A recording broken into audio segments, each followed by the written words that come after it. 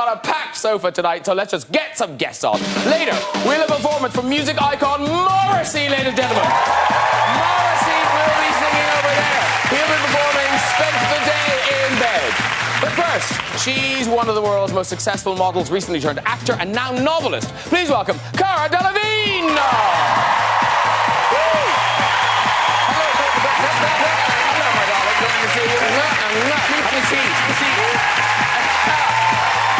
She's shot the fame of Queen Elizabeth in The Crown. Now she hits the big screen in the true love story Breathe. It's Claire Foy, everyone. Hello. Hi. Lovely to see you. Have a seat, Joe. And we've got two stars from the new comedy drama, The Meyerowitz Stories. The first is one of America's funniest people. From Billy Madison, Happy Gilmore, and The Wedding Singer, it's a very warm welcome for the first time to Mr. Adam Sandler.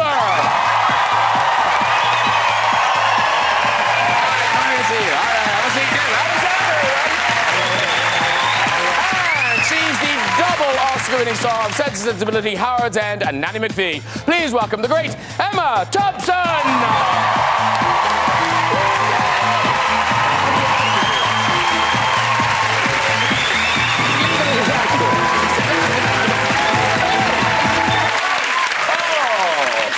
Welcome all. Very nice to see you all. Yeah, what a shiny couch. Now, by the way, we should say straight off the bat, the great Dustin Hoffman was supposed to be here because he's in the movie with you guys as well. He is. But he know well. You know what he... No. Oh, no. Oh, he's having the food poisoning. No, apparently it's both ends. It's quite bad. Is it maybe a good thing he's not I here? think it's a good thing he's not here. Yeah. Yes. But Adam Sandler, first time, but you've never been here before. No, I'm very happy to be here. Well, we're delighted you're here. We're very happy to see you. Yeah. No, and Adam, I mean, Adam Sandler fans there, but Adam Sandler, Cara Delevingne, you're a bit of a Adam Sandler. I'm a really big fan. Thank you. Yeah. I mean, I'm a very big fan of everyone on this couch. I'm a huge fan. But all of your movies, I swear, like, I know Little Nicky was probably one of my favourite movies. Really? I watched it. I've watched it so many times. Excellent. I actually dressed up as one of the guys for Halloween. You know, the one with the boobs on his head. Really? Anyway, find that picture later. Now, the two of you have just been in Cannes. Yeah. With your new movie, which you also starred with Justin. And it went well, I think it's fair to say. Yes. What was it, a 4-minute standing ovation? Yes. Wow. That's a thing. That was good. They're not afraid to boo in Cannes, are they?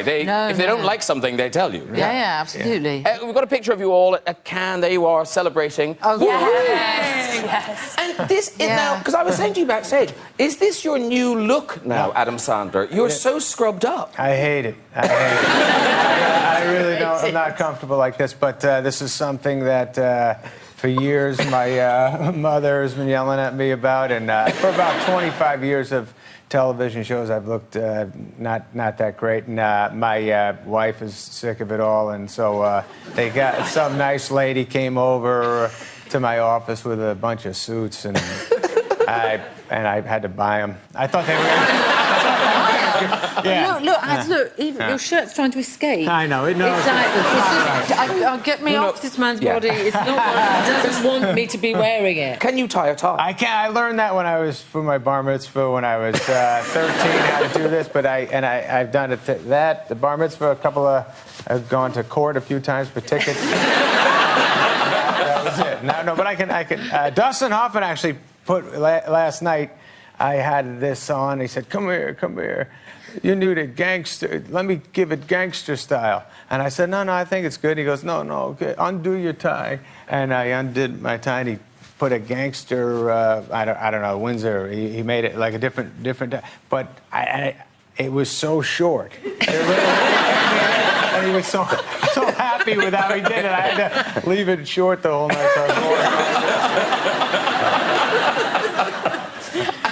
Now, Claire Foy, you seem ecstatic to be on red carpets. I mean... Oh, I love them. No, honestly, you look them. high as a kite. I mean, in fairness, this is Claire just after winning a Golden Globe for Best Actress. Yes, so no wonder she looks so ecstatic. Brilliant. There she is. You're like, what's this? We know when they begin and end? That's the point. There needs to be some sort of regulating them. Because a huge, great grin on your face and keep it on the whole night. Yeah. You absolutely, otherwise, especially in award ceremonies, you know, the camera goes across everybody and people are just like thinking their teeth, looking up in the air and just bored and all No, but that was a kind of slightly on. But imagine how happy Claire Foy will be because she's on the cover of this month's Vogue. Let's see her big smiling face here. Do they tell you on things like not to? Do they just say, "Do not, whatever you do, do not look happy"? Is that American Vogue or British Vogue? British Vogue. Yeah, because British Vogue, you always have to look very stern, but American Vogue, they like you to smile a little bit. They like you to look slightly, you know, it's more like, it's cute, yeah. That one. Is that what I was getting off there? It's like you have to smile, but you can't actually smile.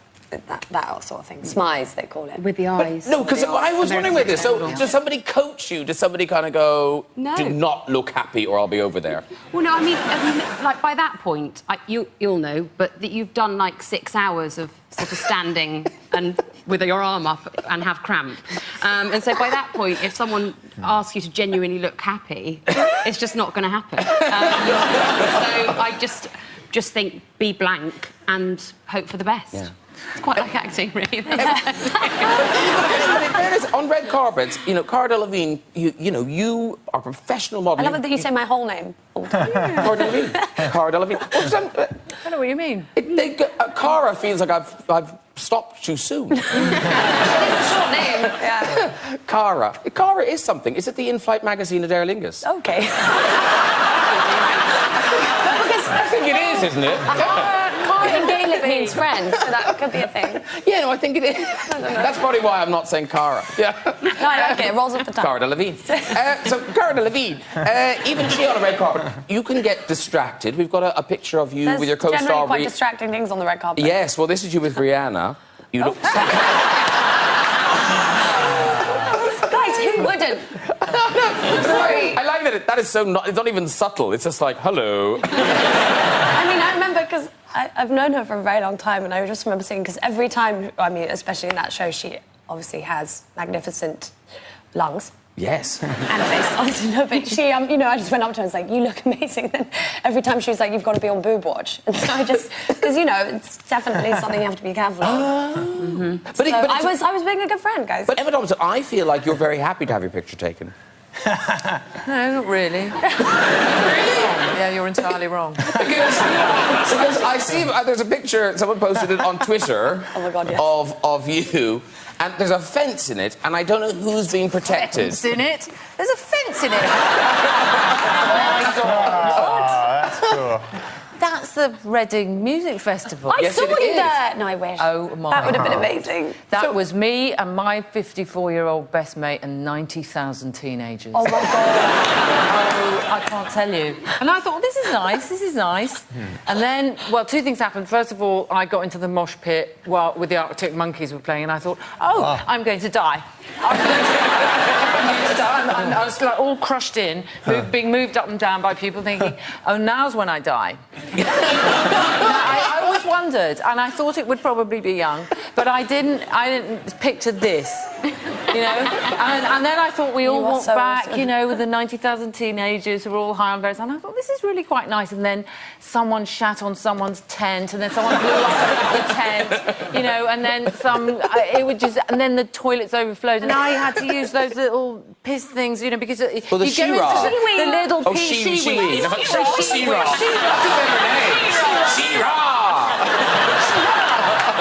Yeah, the little she things. And, of course, it's absolutely hilarious because you pee down it and it's supposed to go down the chute. And instead, what it does is take all of the wee and push it into your body and down your leg. It's a very efficient thing if you want to cover yourself in wee for whatever medical reason. You might have psoriasis or something. Then it would work. It would be good. You should have been a doctor, Emma Thompson. You were wasted as an actress. Wasted. It's so true. Oh, it was hell. It was hell. I'm never going again. I love that what people would have thought when they're high or whatever at Reading Festival running into you being like, Nadia McPhee. No way. that real? Covered in weed. Not even V, covered in weed. You're singing She-Ra. It's just tragic. Now, ladies and gentlemen, the main event tonight, The Mayor Witch Stories, new and selected. It's streaming now on Netflix, and it is, so, well, you know, it's so good. It's terrific. Thanks. It really is. Proud of it, we are, aren't we? You really should. It's Noah Baumbach, and it's sort of everything you want. It's quirky, it's funny, it's serious, it's just terrific. So it's about a dysfunctional family. It's sort of children trying to cope with a father who wasn't a father, played by Dustin Hoffman. Right. So who do you play, Adam? Oh, I play his son. Dustin's character is kind of a he runs the family. He's a very smart, strong guy, and he's an artist. And I play his son, who's didn't become an artist. Kind of, I'm a piano player, but I just kind of. He doesn't love being in the limelight. He's very nervous around that stuff, and I feel like a failure. And I think in the what it is Dustin's my dad and Ben Stiller's dad and Elizabeth Marvel's dad, but he divorced my mom in the movie and married another woman, and Ben grew up with Dustin and I didn't, so we have a different relationship. And then this young lady, you become, I think, Dustin's fourth wife, right? Yeah. Yes. And it's fair to say the fourth wife, she quite likes a glass of wine with dinner. Yeah, she's not really functioning at all alcoholic. I mean, there's a passing resemblance to, as I noticed now, Professor Trelawney. I didn't mean that to happen. No, it is like you just came from one set to the other.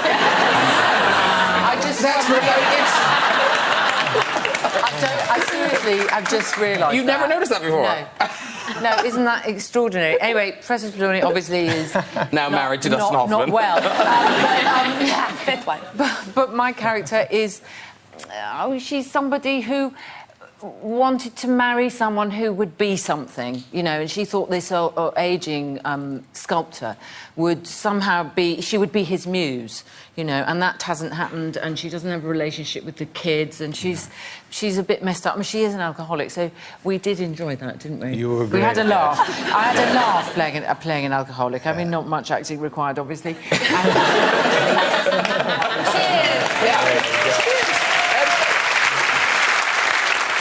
And Adam, what's so sweet about your character, and I think this happens a lot in families, where you're kind of the kid who's doing the most of the caregiving, but you're the least appreciated. Right.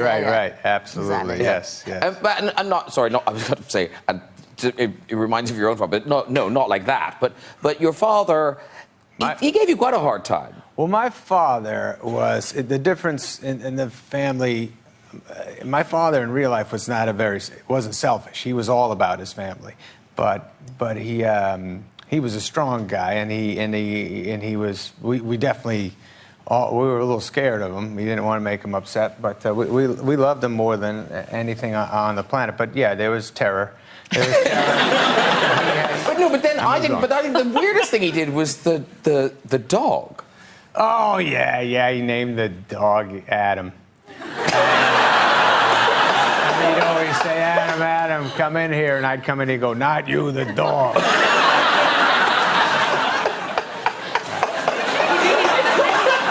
He loved it. Exactly.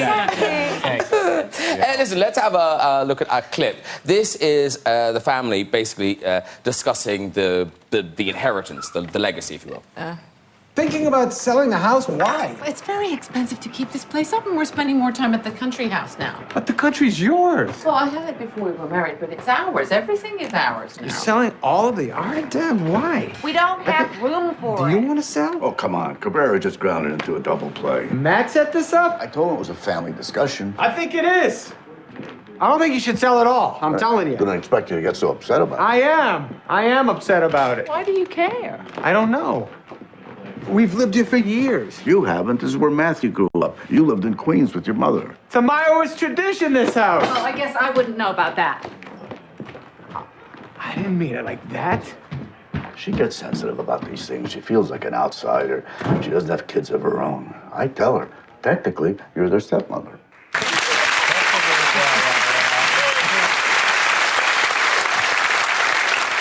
Specifically, one of the joys for you guys, I mean, it's weird because he's not here, but working with Dustin Hoffman, again, was that the reason you said yes, or was it written for you, Adam? What happened was something like me and Ben Stiller know each other for a long time, and I went to his. He got a Walk of Fame star in Hollywood, and I went to. There was a party, and Mickey Rooney was there. I remember that. That was cool. But Mickey Rooney and Stiller were tight. But anyways, I saw we were hanging out, me and Stiller, and I said, I don't see you enough. We have to do a movie someday together. And I said, you know, we'd make good brothers. And he's like, yeah, we could definitely. I said that to Tom Cruise too, but it didn't happen. Not yet. Actually, you really could play brothers. That's a very good idea. I could be Cruise's goofy brother, for sure. No, but, look at them, look. Yes. Cruise is like that size. Well, is it a younger brother, smaller brother?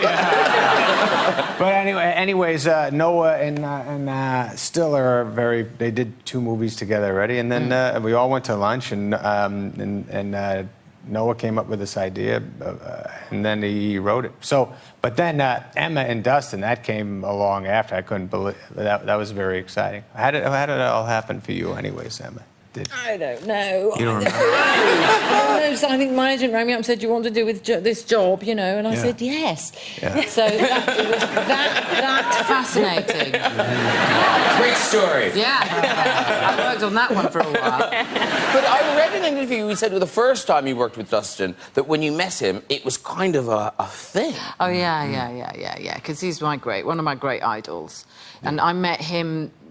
We did something called Stranger Than Fiction with Will Ferrell, and that's a great one. Yeah, I really like that one. Nice piece of writing, and we had lunch. There was a lunch, and I mean it's like 15 years ago, I think, and I was sitting at the back. I know what it was. It was my birthday, actually. It was my birthday lunch, and he came down this sort of aisle of this restaurant. You know, that walk. You know, the sort of. Oh, yeah. And, obviously, you know, without the fringes. And, these trousers are too tight. They're actually parting my vagina. I saw it. I don't think anyone got them back. Now I know. Oh, you'd be surprised. Anyway, I don't know how guys do it. Ow. Anyway. And I just had this kind of this incredible reaction to him because it was a sort of éblouissement, as the French would say. It was just like being overwhelmed with this sense of all of those things that he'd played that had really touched me and moved me, you know, from Midnight Cowboy on, just especially that one, actually, that heartbreaking, broken man. Yeah, he's a great man. But Emma, do you get that where people have the same reaction to you because you've really moved them in things, or no? I get, you know, various things. I mean, the Love Actually thing, people do sometimes do that kind of. They just do that. How many people I must imagine go up to you and go, that scene? Yes. Because Claire Foy, you get quite an emotional reaction from fans, don't you? Not so much fans, but one lady I met in a chip shop. let's go with that story there. Just that one lady, I really enjoyed meeting you. Can I just say to her, wherever she's not in the audience? She's in the audience. Yeah. If this makes it onto the show. If you smell vinegar, she's nearly here. I was at the chip shop, and a woman came in, and we started chatting because we were waiting. They were, you know, battering our cod. And we started having a chat, and she'd been on a Tinder date, and she was a bit drunk, and she was talking about how it hadn't gone very well, but hopefully they were going to be friends. And it was great. And then my mum FaceTimed me, and for some reason, me picking up my iPhone and talking to my mother reminded her of the Queen. And she went, oh, my God. I went, oh, this is... I ended the call with my mum, and she went, I love you so much, I love you so much. And I think it was a combination between the chat we'd had previously, the Tinder date, the alcohol, the chip shop element, that made the tears come. But it was quite... we cuddled. And and it was a special moment for me as well. I mean, it was a depressing moment for her, but I loved it. Tinder date's so much better, basically. Yeah, you cheered up a Tinder date, didn't you? Yes. I hope so. Yeah, people tell us where it ends with, and then... I really hope she watches this. But it's also fantastically cheering to find a member of the royal family in a chip shop. Under any circumstances, that is a cheering thing. And listen, very quickly, season 2 of The Crown. Yes. Everybody's very excited. That comes out in December. It's coming out. And now, we all love The Crown. But I'm surprised. So this is already your last stint. That's it, yeah. What? It's over. Why would you do that to us? Well, because it's just, that's it, I'm done. But can you not do another season? No. Why not? No, What happens to the Queen? Were you always only supposed to do... Yeah. Oh, I thought you were supposed to do a bigger chunk. No, we always knew it was only going to be 2 series. So I'm completely, from the beginning, it's always been what I've known, and that then the part is reincarnated and someone else goes on. That's the nature of the part. The Queen's like Bond, essentially. Yeah. Madonna, yeah. Bond, yeah. Do you know who's stepping into the crown now? Yes, I do. Do you really? I just assumed you'd say no. No, I do. So can we tickle you till you tell us? No, don't, because I will tell you. Please. Is it someone we know? Is it someone we know? Yes. Is it? Yes. Well, Like somebody famous? Stop it! It's someone who acts for a living. Okay. So a professional actor is going to play the role. I like what they've done with this. It's Interesting direction. You're not allowed to tell us, right? Absolutely not. Oh, OK. Yeah. All right, move on. No, but do you not know? This isn't going to get us anywhere, Graham. Oh, do you know? No. I don't know. She told you. No, but your husband Greg's in it, so does he not? Oh, yeah. Is he not? My husband, Greg, yes, he's in it, yes. Yes, he is in it. He's Mountbatten, you know. But I'm not willing to say anything. I'm not doing a German accent. I don't know. It's good, it's good. But of course, and what's odd, of course, is you have also played the Queen. Yes, I have. Not as well as Claire, I have to tell you. You're looking good, though. Look at my face. I look like a slapped arse. Yeah, a very good one, my But and you're right, Claire is so good in it. Yeah, it's so good in it. fantastic. But She's yeah, but amazing. you've said how there are some kind of little tricks you use, like for the voice. You have a little trick for the voice. Well, I'm Mancunian originally, and the only thing I've kept is how I pronounce one, which is I say one, which is completely wrong. And it took me about 5 months of just drilling, of going one, as opposed to wad. I still slip every once in a while. Matt had his own whole situation with was and because and all this sort of stuff. But one. I'm losing it already. I can already feel her going. No, so but I really had to just... Every time before doing a take, I'd be like, one. Trying just to get it in there. It's so weird. It's an extraordinary voice, isn't it? It's so bizarre. It's the weirdest blooming voice. It's so hard to And do. it's still weird, you know. I mean, when she does the afternoon speeches at Christmas, it's like going back in time. You just go, how does anyone still speak like that? It's extraordinary. Maybe she does the same thing. Maybe she doesn't speak.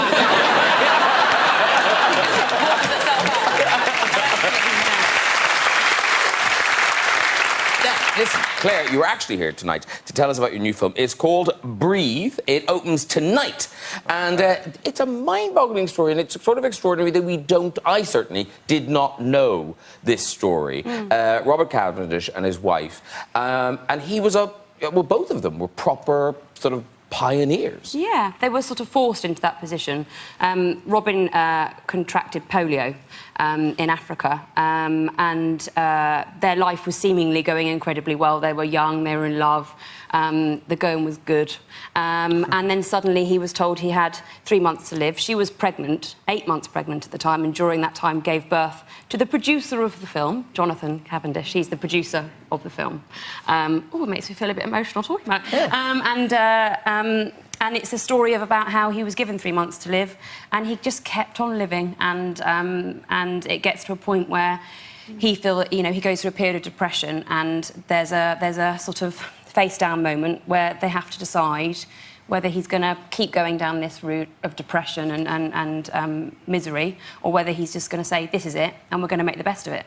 And they changed the lives of disabled people around the world. They invented and made the first wheelchair for respiratory people who rely on breathing apparatus to live, which meant that people who had been confined to iron lungs and hospital for the rest of their days could live and breathe and get out there and live their lives. And it's amazing that a patient invented it, not a doctor. Oh, well, yeah, because at the time, you know, it's an interesting thing with disability or anything like that, that people want to do the best for people. It's not that people are trying to keep people in their place. Yeah. You want to help people and you want people to live.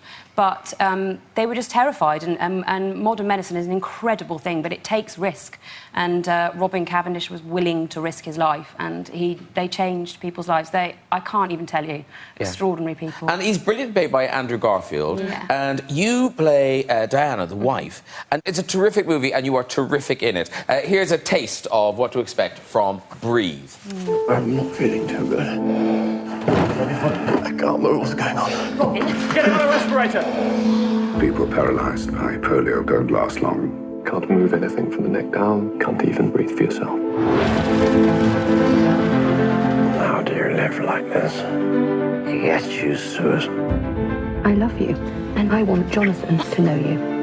You can't love this. Yes, I can. There must be something I can do. Get me out of here. Robbie's going to leave the hospital. No one with your husband's disability exists outside a hospital. Has anyone ever tried? Robbie! Robbie! You're right, darling. Much better.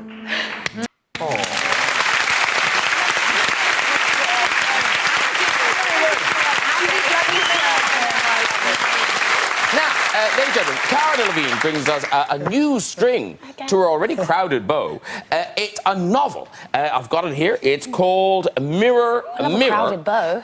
It's out now. So, what can people expect? Yes, it's a novel.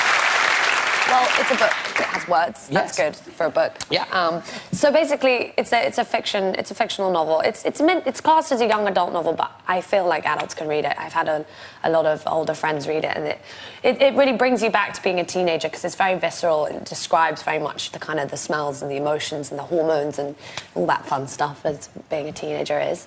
But it's about 4 friends growing up in London, and yeah, it's again for everybody, you know, we've all been there. It can be a turbulent roller coaster at times, you know, there's lots of ups and downs. It's also got a few twists in there which are really, really good, and it's got a kind of crime mystery solving element to it as well.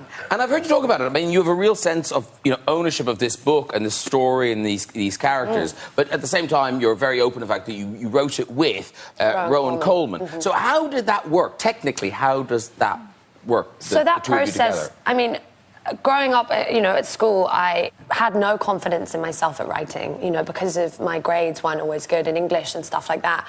I loved writing so much, but because I never got an A, I just thought I would never be able to do it. But I love writing. It was always such a passion for me, especially dealing with things, mental health issues and stuff like depression. It's such a great way to express yourself.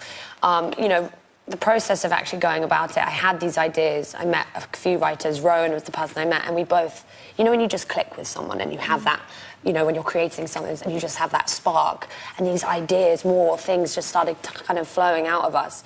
And it was. And would you sit in a room? Would you sit in a room together? Yeah. Well, because I met a few different writers.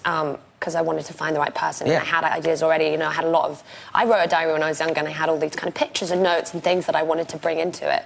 And she was just the one. And then what interests me is, because I guess your fan base is, you know, there's a lot, you know, you've got this amazing Instagram followers and Twitter and things. Is it a big leap to say those people that could commit to a whole novel, a big, you know, a chunk of book? Well, it's, you know, yesterday I did a book signing, and I had mostly young girls and weirdly older men. That is weird, isn't it? Actually, one of the guys came up and he was wearing a T-shirt saying, "May I suggest this sausage?" And I literally was looking at his T-shirt and I was going, "You may, but I may not say yes." That was interesting. He bought 2 books, so I was like, thanks. you know, so many of these girls came up to me and were just, you know, that thing where people shake, that always kind of freaks me out, because I'm like, it's okay, I'm going to hug the shake out of you. But they would come up to me and just go, you know, you really helped me, you know, either come out to my family, realize that it's okay to be gay, or actually it's okay to be depressed and have anxiety and go through that and be honest about it. And that, for me, is the reason why I do this. Yeah, you know, if I can in any way help a teenager go through what I was going through and come out of it, that's why I'm here, you know. Yeah. Well, congratulations. It's a big deal. So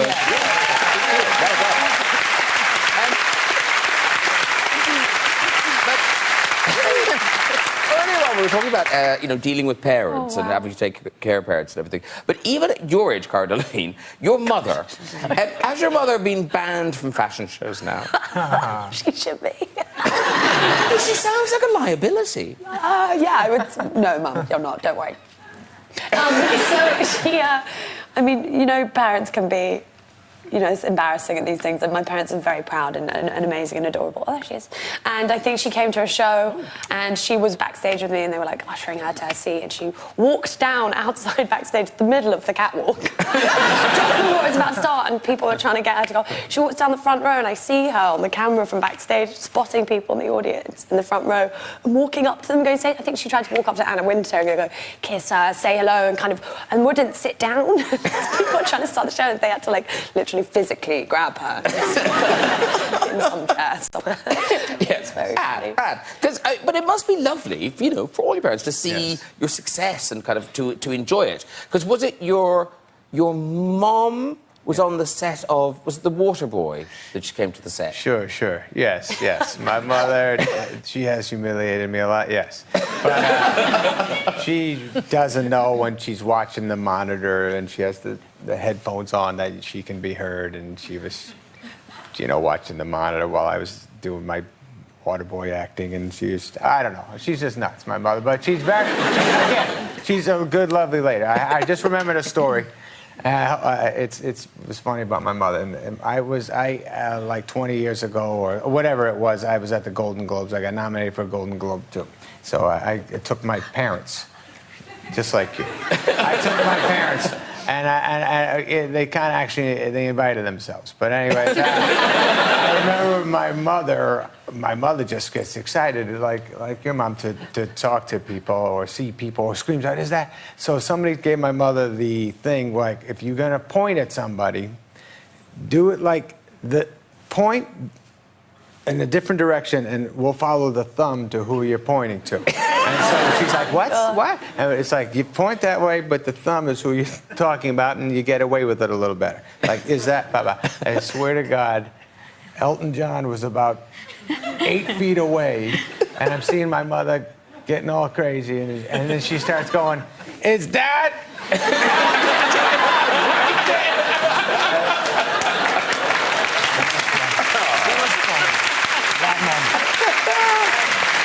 Thank you.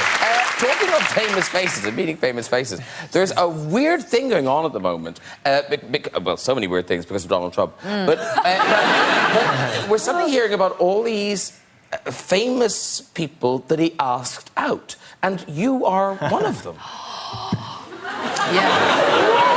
Yes. I know. You could be the first lady. I could have changed the course of history. We were doing Primary Colours, which was a film about the Clintons and about that. It was at Universal. It was '97. So it was a long time ago. So actually, one only associated Senior Trump with tasteless architecture at that point. And, well, still a boundless sense of narcissistic kind of madness. But I was in my little trailer, which was a normal trailer, and it had a phone, like a proper phone with a, you know, landline. Yeah. Sort of trailer, though, so it's kind of... Yeah. And no one had ever rung me on it, nor had I ever used it. In fact, I assumed it was not a working machine. And it rang one day, and I picked it up, and it was Donald Trump. Donald Trump. What? Donald Trump was on the other end of the phone going, hi, it's Donald Trump here. And I thought someone was having a laugh. And I said, oh, fuck off. And he said, no, I'm ringing to ask you if you would like to, you know, come and stay in one of my lovely apartments, and maybe we could have dinner. And I just didn't know what to say. I was just absolutely astounded, because how did he get my number? I mean, a number that I didn't have in the trailer. Yeah. And so I just said I'd get back to him.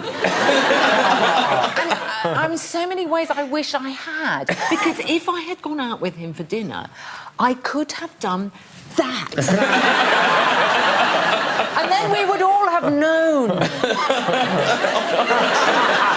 then maybe he wouldn't have been president, you know? It's time to meet our musical guest tonight. This music legend shot to fame as the enigmatic frontman of The Smiths, and since then he's found huge success as a solo artist, performing his new single, Spent the Day in Bed. Please welcome for the first time, Morrissey!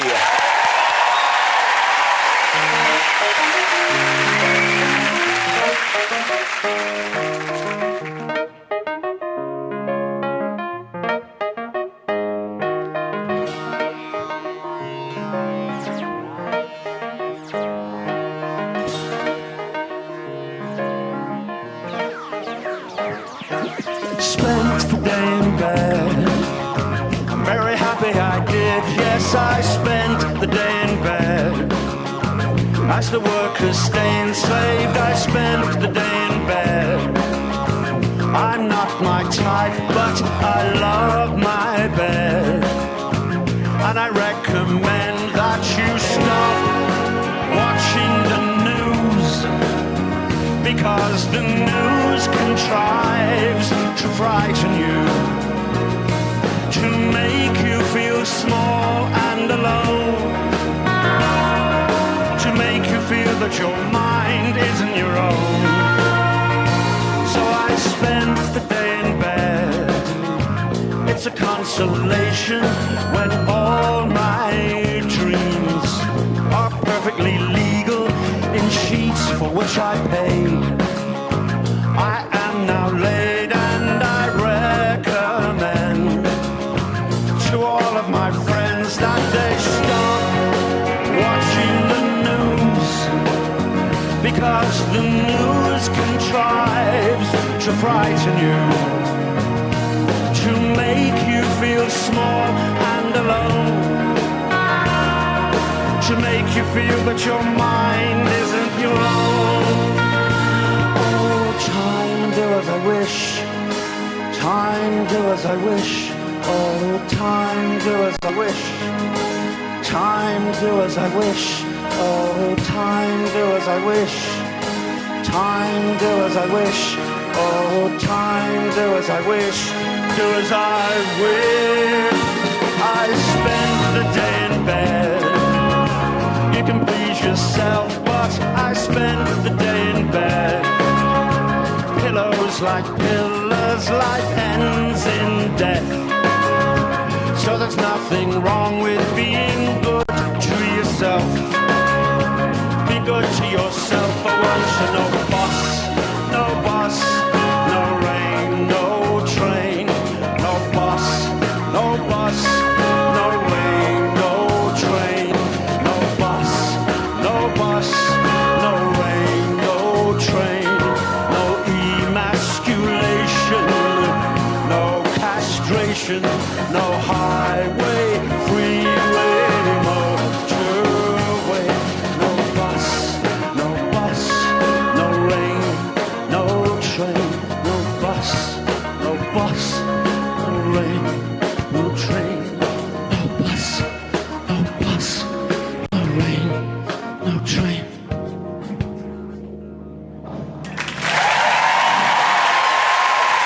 Thank you.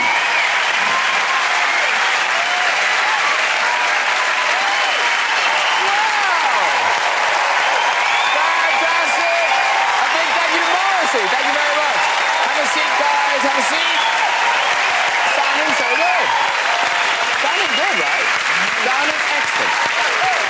The voice untouched by time. I'm touched by time. Yeah. Right, that's nearly it. Before we go, just time for a visit to the big red chair. Who's there? Hello. Hello. Hello, what's your name? I'm Simone. Simone, lovely. And where are you from, Simone? I'm from Brazil.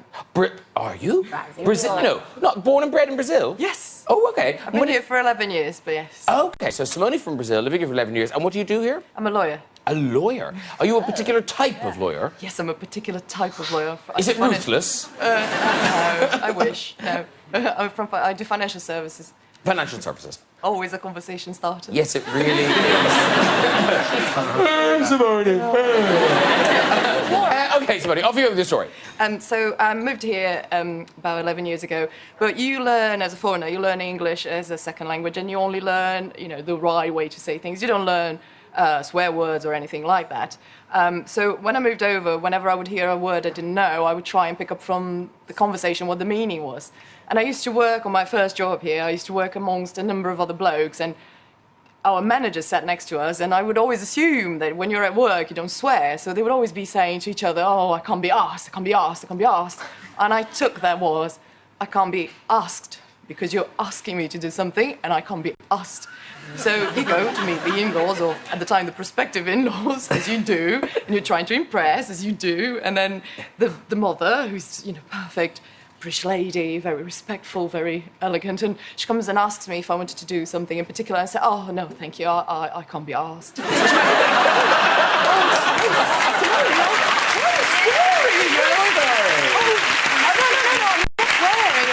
just can't be asked. Oh my God! You can walk, Simone, you can walk. You walk. One more? Okay, one more. We'll have one more. Okay, here we go. Okay. Oh, hello. Hello. Hi, you're really tall. Thank you. No, the chair's just small. I don't think it is. How tall are you? 6'2". Oh, not that tall. Pretty Albert. Okay, what's your name? Albert. Albert, lovely. Yes. And where are you from, Albert? I'm from Hollywood in Northern Ireland. Oh, lovely. Oh, it's a nice place. Oh, and now what is in Hollywood? Is there a folk village or something there, a folk park? I think it was voted 2002 best town in Northern Ireland or something like that. So. Oh, very good. I represent. See, there's more than one Hollywood, Adam. More than one Hollywood.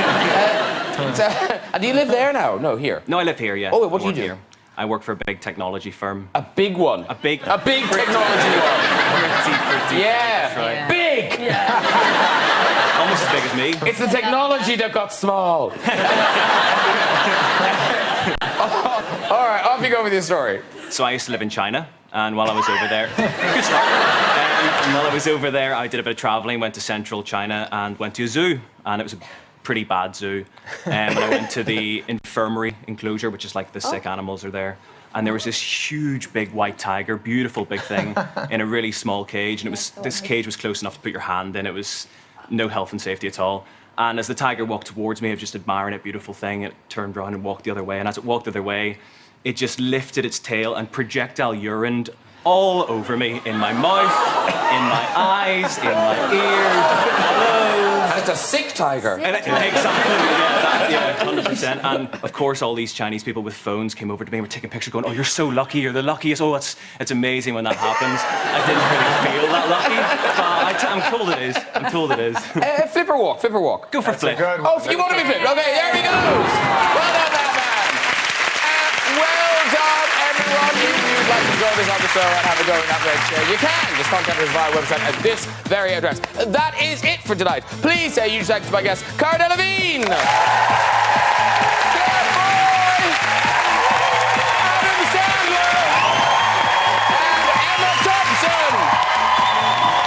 Do join me next week with comedy star Josh Gad, Hollywood actress Michelle Pfeiffer, Knight of the Theatre Kenneth Branagh, and the one and only Dame Judi Dench. I'll see you then. Bye.